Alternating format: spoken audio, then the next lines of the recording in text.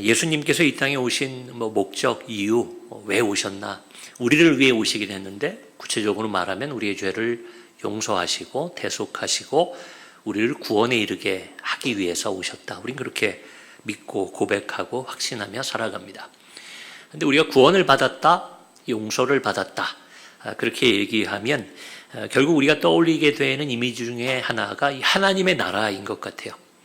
우리가 하나님의 나라를 간다, 천국에 간다, 천국에 들어갔다, 이미 우리는 천국에 있다, 여러 가지로 표현을 합니다. 오늘의 이 본문도 특별히 이제 복음서에는 이 하나님의 나라가 무엇인지에 대해서 예수님께서 비유로 혹은 설명으로 말씀해 주신 내용이 많은데 누가복음에도 역시 그런 구절이 여러 구절이 있습니다. 저희가 읽은 이 17장 20절에서 21절도 그것에 관한 얘기인데 여기서는 이제 바리새인들의 질문으로부터 예수님의 말씀이 시작되고 굉장히 간결하고 짧게 어떻게 보면 비유가 없이 두 절의 말씀 가운데 하나님의 나라는 어떤 것이다 라고 설명해 주신 그런 구절이 됩니다. 바리새인들이 묻는 거예요. 하나님의 나라가 어느 때에 임하나이까? 하나님의 나라가 언제 임하느냐? 여러분, 바리새인들, 유대인들은 하나님의 나라가 이 땅에 임하는 것에 대한 확신이 있었던 사람들이에요. 예언의 말씀을 그들이 해석하고 믿기로는 이 땅에 메시아가, 그리스도가 오시게 되면 그들이 힘을 갖고 이 당시로 보자면 그들이 자유를 얻고 승리하고 복을 받고 이방인들 중에 높아지는 것, 그런 것을 기대했던 것이 이 바리새인으로 대표되는 유대인들의 메시아 신앙이었습니다. 그러니 하나님의 나라가 어느 때에 임하나이까 이렇게 물은 거죠. 근데 예수님의 답변은 이 바리새인들의 생각과는 굉장히 다른 것이었어요. 그래서 오늘 본문에 보면 뭐라고 되어 있냐면 하나님의 나라는 볼 수 있게 임하는 것이 아니다. 하나님의 나라가 임하게 되더라도 너희가 기대하는 그런 모습 사람이 볼 수 있고 확인할 수 있는 그런 모습으로 오는 것이 아니라라는 거예요. 그래서 21절 여기 있다 저기 있다고도 못하리니 하나님의 나라는 너희 안에 있다 이렇게 얘기하는 거예요. 저는 이 구절을 읽으면 우리가 알고 있는 동화책이죠. 그 파랑새라는 동화 나오죠. 행복을 찾아 떠나는 남매의 이야기입니다. 그래서 행복이 어디 있을까? 여기 있을까? 저기 있을까? 해서 막 모험을 하듯이 그 환상 같기도 한, 꿈 같기도 한 그런 여정을 그 남매가 다 거쳤는데 결국은 그 파랑새로 대표되는 행복은 어디에 있었나요? 본인들의 집에, 가정 안에 있었다. 이렇게 해서 끝나는 동화입니다. 행복은 멀리 있지 않다. 우리 이런 표현도 쓰죠. 그런 이야기처럼 이 구절이 되어 있어요. 하나님의 나라는 여기 있다, 저기 있다. 그렇게 할 수 있는 것이 아니라 너희 안에 있는 것이다. 우리 안에 있다는 것은 제가 이렇게 곰곰이 생각해 보니까 한 세 가지로 해석될 것 같아요. 그러니까 내 안에 있다, 내 내면에 하나님 나라가 있다. 이렇게 볼 수 있어요. 혹은 공동체, 우리 공동체 안에 있다. 우리 교회에 하나님 나라가 있다. 혹은 믿음의 가정 가운데 하나님의 나라가 있다. 우리나라에 하나님 나라가 임하신다. 이렇게 생각할 수도 있겠죠. 또 어떻게 본다면 세 번째로는 구체적으로 우리의 삶 가운데, 우리의 생활 가운데 하나님의 나라가 함께 있는 것이다. 이렇게도 해석할 수 있습니다. 제가 조금 전에 바리새인들은 그러나 그렇게 생각하지 못했어요. 눈에 보이는 대단히 멋진 모습으로 어떻게 보면 구름 타고 메시아가 내려와가지고 그들을 대적하고 그들을 무시했던 이방인들을 물리치고 전쟁을 통해 그들을 승리케 하고 실제 다윗 왕궁처럼 하나님의 나라가 건립되는 그런 모습을 상상했는지도 모르겠습니다. 그들은 잘못 알았어요. 그래서 잘못 가르쳤어요. 오늘날 우리는 어떨까? 제가 이제 그 질문을 가지고 오늘 설교 말씀을 준비하게 된 겁니다. 우리는 하나님의 나라를 어떻게 알고 있고 그리고 주님의 이 말씀을 우리가 어떻게 받아야 될까? 오늘날 우리의 모습 속에 이 구절을 적용해 보려고 하는 겁니다. 여러분, 예수님께서 부활하시고 승천하신 다음에 그 다음부터 사도행전으로 이어지는 것이 이제 초대교회의 역사가 되잖아요.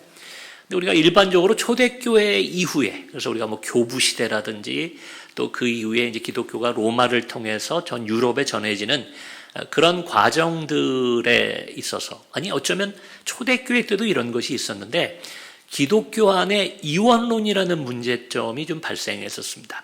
기독교 안에 이원론, 그래서 들어보셨을 거예요. 영과 육을 너무 분리해서 생각하는 그런 전통이 기독교 안에 있었어요. 초대교회 때부터도 좀 그런 징조가 있었고, 초대교회 이후에 이제 그런 부분들이 좀 강해지게 됩니다.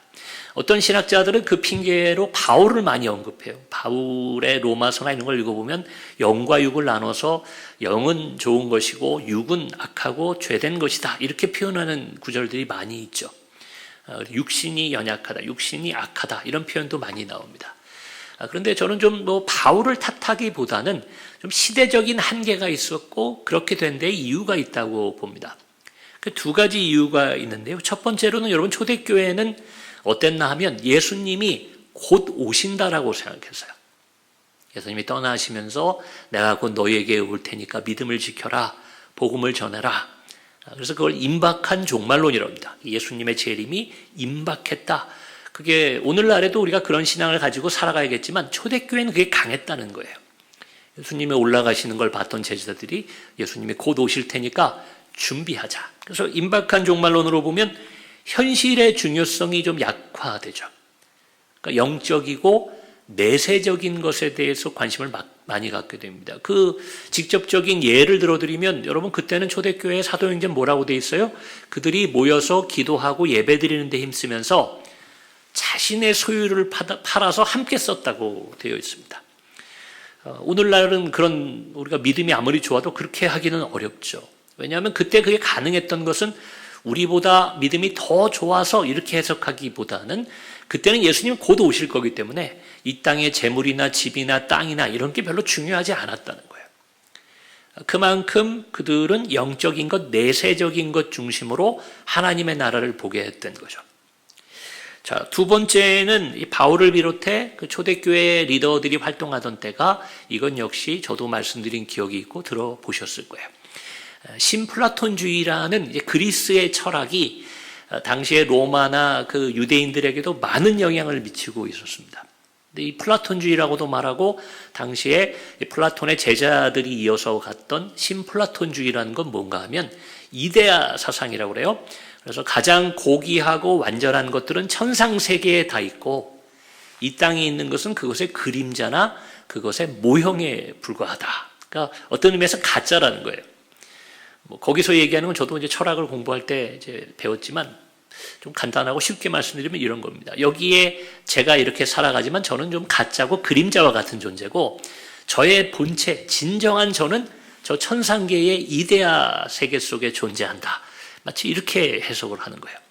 그러니 이 땅에 있는 육의 모든 것들, 이 땅의 현실로 보이는 물질적인 것들을 굉장히 하등한 것으로 보는 그런 철학이 있었습니다. 우리도 모르게 우리도 그런 생각을 가져요. 왜냐하면 그런 영향을 가장 많이 받던 때가 초대교회, 그리고 이후에 교부 시대였기 때문에 거기서부터 기독교 신학이나 성경의 구절들이 적혀져 내려오는 부분들 때문에 우리도 그런 생각을 갖고 살아가는 경우들이 많다는 거예요.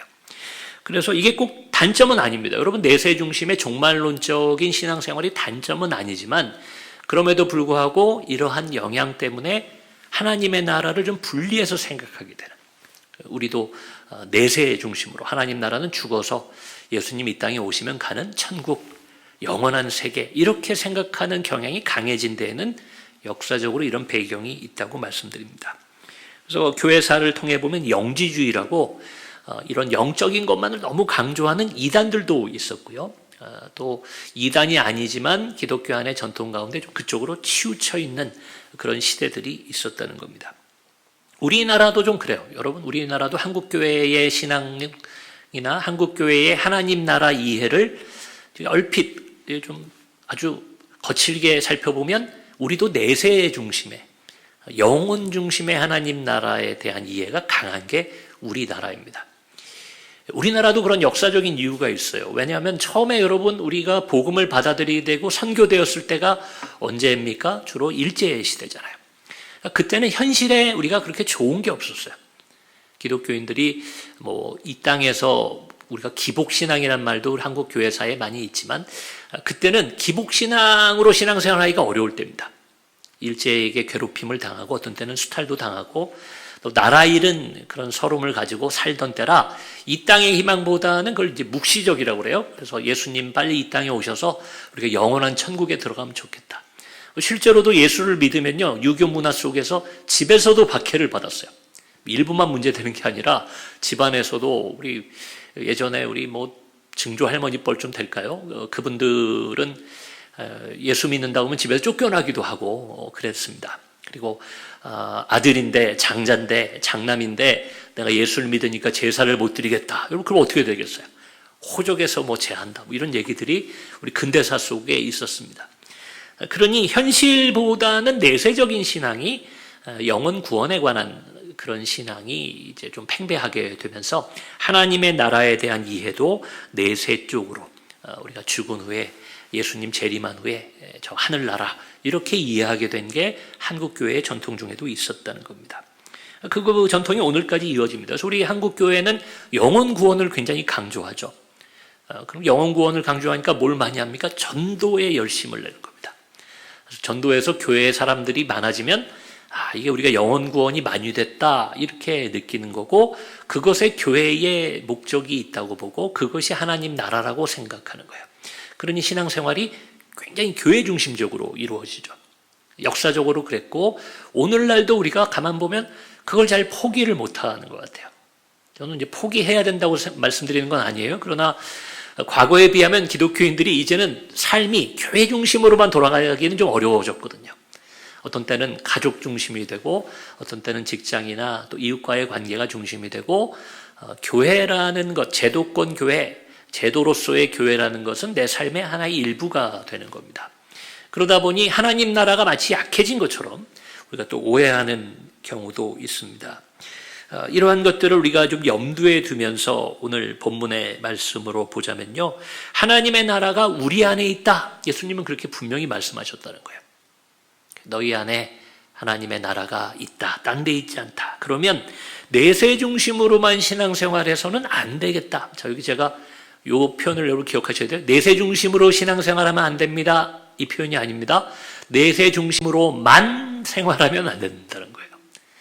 내세라는 건 여러분 우리가 이 땅을 살아가는 저와 여러분에게 있어서는 아직 안 온 시간이잖아요. 우리가 그걸 믿기도 하고 확신하기도 하지만 우리는 아직 이 땅에 육도 죽지 않았고 예수님이 아직 역사적으로 오지 않은 재림하시지 않은 시대를 살고 있어요. 그런데 우리가 너무 내세 중심으로만 살아간다면 지금 예수님 말씀 하나님의 나라는 너희 안에 있다. 이게 말이 안 되잖아요. 그러니 내세 중심으로만 봐서는 안 됩니다. 바로 지금 내 안에 우리 가정 가운데 또 우리 교회에 하나님의 나라가 있어야 된다. 저는 이 말씀이 그렇게 읽히더라는 겁니다. 그래서 이것을 또 지금 요 표현을 강조하는 또 신학과 교회들 입장이 있어요. 그게 굳이 좀 나눈다면 좀 진보적인 신앙을 가지고 있는 교회들에서는 이걸 강조합니다. 어떻게 표현하면 그걸 이제 사회적 복음을 강조한다 이렇게도 얘기를 해요. 그러니까 이 땅에 우리가 살아가는 지금 이 현실 안에 하나님의 나라가 임한다는 것을 강조하고 그것을 위해서 사명을 받았다고 생각하는 기독교인들이 바로 이런 주장을 합니다. 사회적 복음, 이 땅 위에 하나님의 나라 이렇게 얘기해요. 이분들의 관심은 뭐냐면 이 세상의 현실 문제를 해결하고자 하는데요. 전쟁이라든지 기아 문제 있잖아요. 굶주림의 문제, 또 불평등의 문제, 혹은 인권이 말살되는 그런 나라나 문화가 있다면 그런 문제, 그리고 환경오염의 문제, 이런 거를 하나님의 말씀을 통해 해결해서 이 땅 위에 하나님의 나라가 이루어지게 하자. 그것이 이 사회적 복음을 주장하고 조금은 진보적인 신앙을 가진 분들의 입장이에요. 좀 문화적으로 굳이 나눈다면 기독교의 선발주자라고 할 수 있는 이제 서방, 미국이나 유럽으로 대표되는 그 서구의 교회들에서는 이런 입장이 강합니다. 하나님의 나라를 굉장히 현실적으로 이해하죠. 대신 거기도 약점이 있어요. 그걸 너무 강조하다 보니까 별로 교회에 나와서 예배드리지 않아요. 땡스기빙이라고 해서 추수감사절이나 성탄절 같은 때에는 한 번씩 교회에 나와 예배를 드려요. 그분들이 기독교인이라고 스스로 생각합니다. 근데 주일에 예배를 굳이 나와서 드리지 않는 분들도 많아요. 예배, 죽어서 가는 천국, 이런 거 별로 그분들 생각 없어요. 이 땅에 있는 동안 가난한 사람들을 구제하고 어려운 이들을 돕는 것, 그게 하나님 나라, 예수님 말씀하신 천국이지 뭐 내세 이런 건 우리가 잘 모르겠습니다. 그러고 살아가요. 여러분, 그래서 어떤 면에서는 좋아 보이고 우리가 배울 점도 있지만 저는 그건 반쪽짜리 이해라고 생각해요. 지금 한국교회하고는 좀 반대예요. 우리는 아까 제가 뭐라고 말씀드렸습니까? 내세 중심의 삶을 산다고 말씀드렸잖아요. 그러면 내세 중심의 기독교 신앙이라고 하면 현실에서는 좀 어떤 모습이 있어야 되냐면 욕심이 오히려 없어야지. 초대교회처럼 뭐 내 재물이나 내 욕심이 없어야 된다 그런데 실제로는 한국교회 기독교인들은 기복신앙이란 말이 나올 정도로 굉장히 이 현실, 여기 중심이에요. 현세 중심으로 살아간다. 그래서 여기서 이 땅에서 우리가 뭘 해야 되겠다. 이 땅에서 뭘 이루어야 되겠다. 그래서 교회도 어떻게 합니까? 교회 건물 많이 올리고 교회가 자산을 늘리고 이 땅에 어떤 세력을 늘려가고 역사를 자랑하고 이런 모습들이 한국교회에 있어요. 나쁘다기보다는 뭔가 좀 모순되는 거예요. 하나님의 나라는 뭐 죽은 다음에 예수님 오신 다음에 영원한 하늘나라에 있는 것처럼 얘기하는데 그런데 우리가 기도하는 기도의 제목 하나님께 받으려는 축복은 또 다 이 땅 위에 있다는 거죠. 한국교회는 또 그런 문제가 있어요. 서구교회는 좀 전에 말씀드린 것처럼 그거는 좋은데 타의 모범은 돼요. 기독교인이니까 내가 환경 오염시키지 않겠다. 내가 기독교인이니까 남을 위해 좀 희생하겠다. 그건 좋은데 또 영원한 천국, 영생에 대한 것, 죄의 용서에 대한 것 이런 것들에 대해서는 너무 약화가 되어 있는 거죠. 뭐 들으시면서 머릿속에 떠오르시겠지만 결국 중요한 건 균형이에요. 하나님의 나라는 예수님 말씀하신 것처럼 마지막에 심판이 있습니다. 영원한 천국에 들어가느냐 못 들어가느냐가 있습니다. 하나님의 나라는 그것도 맞지만 동시에 오늘 주님 말씀하신 것처럼 뭐라고요? 우리 안에 이미 이루어져야 되고 있어야 되는 것이다. 이 두 가지의 하나님의 나라를 여러분 균형을 잡으셔야 돼요. 뭐 우리나라 외국은 자기네들 알아서 하라고 그러고 우리나라는 뭘 요즘 좀 강조해야 되냐면 교회가 이런 사회적인 복음에 대해서 우리가 기독교인으로 살아간다면 이 땅에서 환경에 대해서는 평화에 대해서는 인권에 대해서는 어떻게 좀 생각해야 되나 이런 걸 좀 고민하는 단계가 좀 필요하지 않나. 영원한 천국에 대한 얘기 죽은 다음에 예수님 오신 다음에 가는 천국에 대한 건 이미 우리가 잘 알고 있고 그것은 이미 믿고 있기 때문에 그 부분을 보완하면 좋겠다 생각이 듭니다. 여러분 끝으로 이 하나님의 나라의 특징이 이 누가복음에 또 나와 있는 표현을 빌어서 말씀드리면요. 누가복음 13장에서도 예수님이 이 하나님의 나라 천국에 대한 이야기를 하시거든요. 근데 거기에 보면 이 두 구절을 제가 한번 읽어드릴게요. 13장 19절에는 이렇게 되어 있습니다. 이 천국 하나님의 나라는 어떤 것인가 하면 마치 사람이 자기 채소밭에 갖다 심은 겨자씨 한 알 같으니 자라 나무가 되어 공중의 새들이 그 가지에 깃들였느니라. 그리고 21절엔 이렇게 되어 있어요. 가루 서말 속에 갖다 넣어 전부 부풀게 한 누룩과 같으니라. 자, 겨자나무에 비유하고 부풀어 오르게 하는 누룩으로 비유합니다. 이걸 하나님의 나라를 이렇게 비유하셨어요. 하나님의 나라가 뭐다? 이거 이전에 하나님의 나라는 이것만 봐도 어때요? 작게 겨자씨 하나를 밭에다 심었는데 새들이 와서 쉴 수 있는 거대한 나무, 겨자나무가 되고요. 누룩을 이렇게 넣을 때는 티가 안 납니다. 근데 그게 결국은 그 안에 반죽을 부풀어 오르게 하는 힘이 있죠. 하나님의 나라는 자라가고 성장하고 커지는 것이다. 그렇게 말씀하셨다는 거예요. 우리 안에 오늘 본문이 얘기한 우리 안에 하나님의 나라가 있다면 그것은 어떻게 됩니까? 커져야 되고 자라야 되고 성장해야 돼요. 남들도 알 수 있어야 되고 넓어지고 그래서 이걸 우리가 기독교에서 보통 뭐라고 말하냐면 저도 기도할 때 그 표현 많이 쓰는데 하나님 나라의 지경이 넓어지게 하여 주옵소서.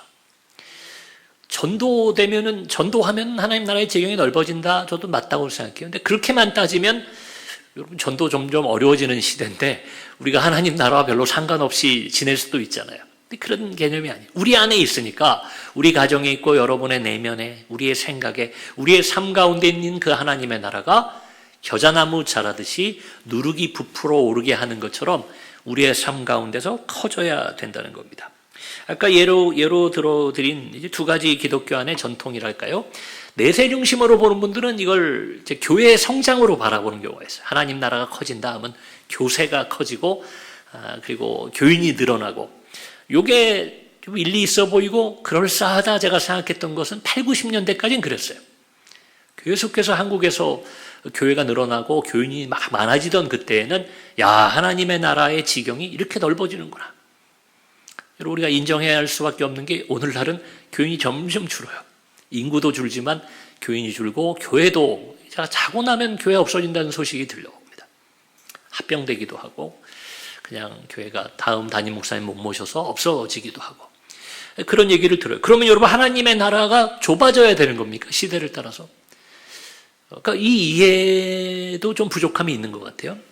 또 이 현세를 강조하는 아까 말씀드린 조금 진보적이고 사회적 복음을 강조하는 사람들은 뭐라고 얘기하냐면 평화와 인권이 이 세계에 더 확대돼야 된다. 그게 19세기 말 20세기 초반 한 중반까지도 아주 낙관주의로 바라봤던 서방의 기독교인들은 그렇게 생각했어요. 복음이 결국은 세계를 평화롭게 만들고 문명을 발전시켜가지고 더 잘 살게 될 것이다. 근데 그게 1차 세계대전, 2차 세계대전을 거치면서 이미 서방에서는 그 기대가 깨졌습니다. 그 전쟁들, 사람들을 죽게 했던 무시무시한 전쟁들이 어디서 일어났냐면 기독교 국가들이 그것을 일으킨 거예요. 대표적으로 독일이 그렇죠. 독일이 신학자를 제일 많이 배출했던 데가 그때인데 나치즘으로 대표되는 가장 악랄한 그런 전쟁을 일으켰던 나라가 되는 거예요. 그러면서 유럽이요, 생각이 좀 바뀌기 시작한 겁니다. 야, 이게 이 땅을 우리가 인권, 평화 이런 것을 복음화해서 된다는 것이 인간의 교만이었을 수도 있겠구나. 이렇게 판단하게 되는 거예요. 오늘날도 마찬가지예요. 기독교가 점점 복음은 많이 전해지는데 이 땅의 전쟁은 끊이지 않습니다. 범죄도 더 악랄해지는 것 같고, 여러분, 이 사회적 복음의 관점에서 본다면 하나님의 지경을 넓히는 게 오히려 반대로 가고 있는 것 같은 생각도 듭니다. 나쁘다는 것 아니고 이러한 노력도 우리가 해야 되겠지만 오늘 주님의 그 하나님 나라에 대한 가르침을 이렇게만 이해하는 것은 양쪽 다 문제가 있는 것처럼 보인다는 거예요. 오늘 본문에서 예수님은 이렇게 말씀하십니다. 하나님의 나라는 첫째, 볼 수 있게 임하는 것이 아니다라는 거예요. 지금 앞서 말씀드린 두 개의 이해는 다 눈으로 볼 수 있는 것들이잖아요. 혹은 여기 있다 저기 있다 할 수 있는 것이 아니다라는 거예요. 우리는 자꾸만 좋은 모델을 찾는 것 같아요. 어떤 교회가 저기가 정말 하나님의 나라 같이 돼 있다. 거기 가서 배우자. 또 어떤 기독교 운동이 굉장히 좋은 것 같다. 그러면 저기 가서 그것을 보고 배우자. 근데 좀 직설적으로 말씀드리면 그런 게 하나님 나라는 아니다라고 주님이 말씀하셨다는 겁니다. 여러분, 하나님 나라는 어떤 곳이겠어요? 하나님 나라 가면 뭐가 있겠습니까? 예전에 부흥사 목사님들이 좀 재밌게 한다고 부흥회를 가면 제가 어린 시절에 그랬어요. 가면 막 기와집이 지어져 있다. 기와집에 산다. 그때는 다 어려운 때라 대부분 서민들이 슬레이트 지붕 있는, 저는 그래도 좀 요즘 사람이라 우리 어른들을 볼 때는 초가집 얘기 생각나잖아요. 그런 시절의 부흥사들은 여러분 천국에 가면 기와집에 삽니다. 이런 얘기도 하셨어요. 먹을 게 풍성하고, 또 어떤 목사님은 이 길이 다 황금으로 깔려 있다. 이런 얘기도 제가 기도원에서 할머니 옆에서 이렇게 들었던 기억이 납니다. 여러분, 근데 우리가 요즘은 그렇게 말하진 않죠. 하나님 나라는 천국이 있다면 여러분 어떤 곳이겠어요? 저는 단언컨대 성경에 나온 얘기대로 얘기할 때 사랑이 넘치는 곳이죠. 비판하고 복수하고 원한이 있고 한 곳이 아닙니다. 용서가 있고 자비가 있고 긍휼이 있고 언제나 평안과 기쁨이 넘치는 곳이 하나님의 나라일 겁니다. 이번 성경에 나오는 얘기예요. 제가 이게 좋은 말 같아서 지어낸 게 아니라 성경을 해석하면 하나님 나라에 뭐가 있겠는가? 여러분, 이거 외에는 다른 걸 얘기할 게 없어요. 평화가 있고 화평이 있고. 근데 그 하나님의 나라가 어디에 있다고요? 너희 안에 있느니라 말씀하셨다는 거예요. 때로는 그게 눈으로 보이는 것 같아요. 화평하고 사랑하는 게 보이는 것 같지만, 그러나 그것은 보이게 만드는 제도나 어떤 사회적인 무브먼트, 운동으로 되는 것이 아니라, 교회의 이름을 걸어놓은 행사로 되는 게 아니라 결국은 나로부터 시작되고 가까운 가족과 교우들 사이에서 그러한 사랑이 누룩과도 같이 겨자나무 같이 자라나가는 것이 하나님의 나라라는 겁니다. 그리고 우리가 나중에 예수님 이 땅에 다시 오실 때에, 재림하실 때에 영원한 나라에 들어간 그곳에서도요, 지금은 좀 불완전하지만 그런 완전한 사랑과 은혜와 긍휼과 자비 등을 누리게 되는 것, 영원한 평안 속으로 들어가는 것이 저는 천국이라고 믿고 있습니다. 오늘날 여기저기서 이제 기독교인들이 이름을 건 어떤 교회의 이름을 건 행사나 모임들은 많이 있는 것 같아요. 그러니까 여기 있다, 저기 있다, 이걸 해야 된다 많이 얘기는 하지만 그러나 오늘 주님의 말씀처럼 결국 하나님의 나라는 내 안에 그리고 우리 가까운 우리의 공동체 안에 그렇게 임하여지는 것이라고 믿습니다. 행사를 하고 말을 하고 나가서 행동하는 것도 중요하지만 먼저는 내 안에서 작은 겨자씨 같은 그 사랑과 은혜와 용서와 먼저 받은 그 좋은 것들이 자라나가는 하나님의 나라를 경험하시는 저와 여러분이 되면 좋겠습니다. 그래서 이 사회를 우리의 가정을 더 좋은 하나님의 나라로 바꾸어가고 그리고 그걸 통해서 변화와 성장이 우리 눈에 보이는 단계까지 나아가기를 주의 이름으로 축원합니다. 우리 안에 있는 하나님의 나라, 즉 내 안에 우리의 가정 가운데 우리 교회 안에 있는 하나님의 나라를 함께 키워나가시는 저와 여러분이 되기를 다시 한번 주님의 이름으로 축원합니다.